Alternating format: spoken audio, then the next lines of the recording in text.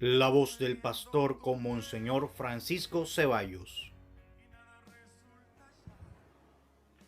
Estimados hermanos y hermanas, como todos los domingos, sean bienvenidos a esta celebración eucarística en el 18º domingo del tiempo ordinario. Saludo con especial afecto a todos los fieles de la diócesis de Riohacha y a quienes participan en esta celebración y a quienes nos siguen a través de las redes sociales. Cada 8 días tenemos una buena audiencia que nos sigue en esta Eucaristía de 10. Las lecturas de este domingo tienen un denominador común. Es la palabra la compasión. Compasión es la palabra clave en esta liturgia, en estas lecturas. La expresión compasión significa padecer con. Es un sentimiento humano que se manifiesta desde el contacto y la comprensión del sufrimiento del otro. En las Sagradas Escrituras, Dios se revela como un Dios apasionado y compasivo ante el sufrimiento humano. Así nos lo muestra el libro del Éxodo, que ante el sufrimiento del pueblo de Israel que estaba en la esclavitud, dice: he visto la opresión de mi pueblo, he escuchado sus lamentos. Es decir, que se solidariza, siente con el pueblo, siente dolor por el sufrimiento. Eso es compasión, se compadece, siente pesar. También ante el sufrimiento del pueblo de Israel en el desierto, a causa del hambre y de la sed, Dios interviene en su favor, enviándoles maná, codornices, como también dándoles a beber agua. Es que Dios se compadece con la persona humana porque la ama. Solamente una persona que ama siente compasión. Una persona que no ama simplemente dice: qué pesar, qué pesar. Compasión es sentir desde lo más profundo del ser humano, desde las entrañas, es sentir un dolor profundo ante el sufrimiento de la otra persona, y Dios sí que lo siente. En la primera lectura que hemos proclamado, el profeta Isaías, en el capítulo 55, al finalizar la segunda parte de su libro llamado de la Consolación, con un tono de alegría y de esperanza, un banquete abundante y un vendedor ambulante y vino, alimentos sustanciosos. El único requisito para acceder a ellos es tener necesidad de comer y beber y encaminarse hacia Dios, como también escuchar su voz y vivir atentos a su voluntad. La compasión de Dios es presentada en el Evangelio como un signo de que el reino de Dios ya ha llegado. La atención del Evangelio que acabamos de escuchar, de la multiplicación de los panes y de los peces, se centra en Jesús y en su reacción de compasión ante la multitud manifestada en la sanación de los enfermos. Siente compasión por los enfermos que lo siguen para robarle un milagro, para acceder a un milagro. Jesús siente compasión por ellos y los sana.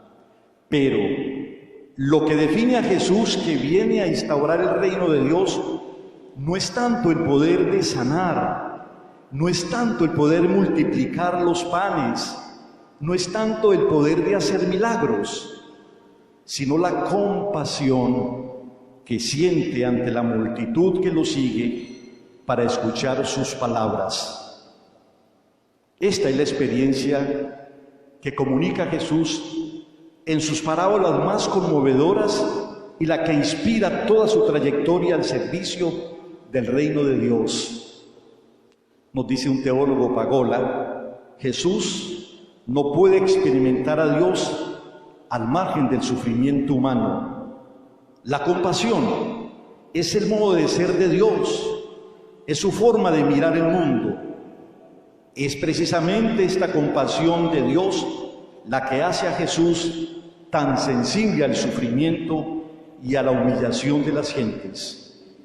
Desde su experiencia radical de la compasión, Jesús introduce en la historia un principio decisivo de acción. Sed compasivos, como vuestro Padre es compasivo. Esa es la invitación que Jesús nos hace. Seamos compasivos, como Dios es compasivo. Así, la multiplicación de los panes y de los peces es una señal de la vida que ha venido a traer Jesús al mundo. Mientras los discípulos sugieren a Jesús que despida a la gente, estamos en despoblado, estamos lejos de la ciudad, estamos en el desierto, le dicen los discípulos de Jesús, despide a la gente para que compren el alimento que necesitan. Y Jesús transfiere la responsabilidad a sus discípulos. Simplemente Jesús les dice, denles ustedes de comer. Por insinuación de Jesús, los discípulos han de apagar el hambre de la multitud que tienen ante sí, lo que les parece del todo imposible, ya que solo disponen de 5 panes y de 2 pescados, y la gente es mucha, es una multitud, más de 5.000 hombres, sin contar las mujeres y los niños. No obstante, Jesús toma la iniciativa, pide que se recuesten en la hierba, y haciendo alusión a los verbos eucarísticos, toma el pan, bendice los panes y los pescados, y lo reparte hasta quedar todos saciados. Cuando vemos a Cristo saciando el hambre de los pobres, me viene a la memoria las estadísticas mundiales de la pobreza. Según estas, 2 de cada 3 personas en el mundo están subalimentadas, y la mayor parte de la humanidad es víctima del hambre, y mucho más en este tiempo de pandemia, por supuesto. Gente sin trabajo, gente que no puede acceder a satisfacer las necesidades básicas, primarias. Sabemos que es una de las consecuencias de este tiempo terrible por el que estamos pasando. Pero no solo el hambre física, también hay hambre de justicia, de enfermedad y miseria, de trabajo y de vivienda, de dignidad personal y cultura. Hay hambre de afecto y de estima. Hay hambre de paz y libertad. Hambre total, hambre de absoluto, hambre de Dios. En definitiva, el hombre de hoy tiene hambre de Dios. Y nosotros tenemos que saciar también esta hambre. Todos los días en los medios de comunicación vemos, escuchamos y leemos el sufrimiento de la gente por falta de los medios básicos de subsistencia. Y no solamente a nivel mundial o nacional, sino también a nivel del departamento de La Guajira. Hace algunos días veíamos en uno de los noticieros que también aquí en Riohacha los niños buscan en los basureros de la ciudad. Y la noticia decía, no solamente en Puerto Carreño, de donde yo vengo, no solamente en Puerto Carreño los niños buscan qué comer en los basureros, sino también aquí en Riohacha. Buscan cómo mitigar el hambre, cómo llevar a casa un mendrugo de pan para poder subsistir. Para nadie es un secreto que muchos niños mueren por desnutrición. Para un ser humano, para un simple ser humano, esto es indignante, y más para un cristiano. Los cristianos vemos en el otro la presencia de Cristo. Tuve hambre y me dieron de comer, dice San Mateo en el capítulo 25. Esta situación clama al cielo e interpela nuestra conciencia. No podemos dormir tranquilos viendo que mucha gente está muriendo de hambre, y el que duerma tranquilo es porque no tiene ese valor tan fundamental que Jesús nos enseña ahora, el valor de la compasión. Ayer estuve con los párrocos de Manaure y Uribia. En Uribia conocí uno de los sectores más vulnerables de la parroquia.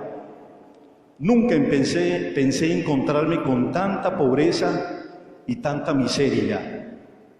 No obstante, descubrí también la actitud compasiva del párroco, quien con algunos benefactores externos, insisto en esta palabra, externos, de fuera, no internos, no del municipio, no del departamento, sino gente de afuera, digo yo, agentes externos, asisten a estas comunidades con alimentos y con agua.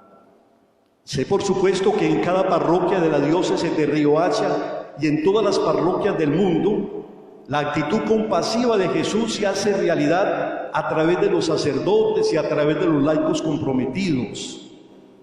En la diócesis también contamos con el Banco de Alimentos y la Pastoral Social, que tratan de cumplir el mandato de Jesús. Denle ustedes de comer. Qué bueno que ustedes, cristianos, que celebran la Eucaristía dominicalmente, apoyen estas obras sociales que mucho bien hace a los pobres, porque son tantos que cualquier ayuda es insuficiente. Celebrar la Eucaristía nos urge a compartir más y mejor la palabra, la fe, el amor, el pan y la riqueza. Pero multiplicar el pan hoy a los pobres presupone un milagro del amor, porque solamente el que es compasivo y el que ama es capaz de compartir. Pero la compasión sugerida por Jesús no se puede reducir a una mera asistencia caritativa ni obra de misericordia. En el mensaje y la actuación profética de Jesús subyace un grito de indignación absoluta. El sufrimiento de los inocentes ha de ser tomado en serio. No puede ser aceptado como algo normal, pues es inaceptable para Dios. Lo que Jesús está reclamando al pedirnos que les demos nosotros de comer es un llamado a ser compasivos, como el Padre es compasivo, como acabo de decir. Jesús está exigiendo que la compasión activa y solidaria penetre más y más en los fundamentos de la convivencia humana, erradicando o aliviando el sufrimiento y sus causas. Esta es la gran herencia de Jesús que los cristianos hemos de recuperar hoy en nuestras comunidades. De ahí el clamor de Jesús a sus discípulos: denle ustedes de comer. Denle ustedes de comer. Estas palabras de Jesús son una interpelación y un mandato. Están dirigidas a los discípulos que siguen a Jesús, pero se extienden a todos los cristianos de todos los tiempos. Desenmascaran nuestro egoísmo y nos llaman a la responsabilidad. Denle ustedes de comer. Estas palabras de Jesús son un grito profético que anuncia un mundo de bienes compartidos y denuncia nuestra insolidaridad. La Eucaristía que celebrarán cada día les exigirá hacer suya la entrega de Jesús, vivir un amor sincero a los demás y promover una caridad generosa y una justicia eficaz. Denle ustedes de comer. Estas palabras de Jesús son un llamado a nuestros gobernantes, a nuestros políticos, pidiéndoles satisfacer las necesidades básicas de los ciudadanos. Santísima Virgen de los Remedios, haz que seamos generosos en servir a los más pobres y estemos dispuestos a compartir todo lo que tenemos con nuestros hermanos más necesitados, así como nos lo enseñó tu Hijo Jesucristo. Amén.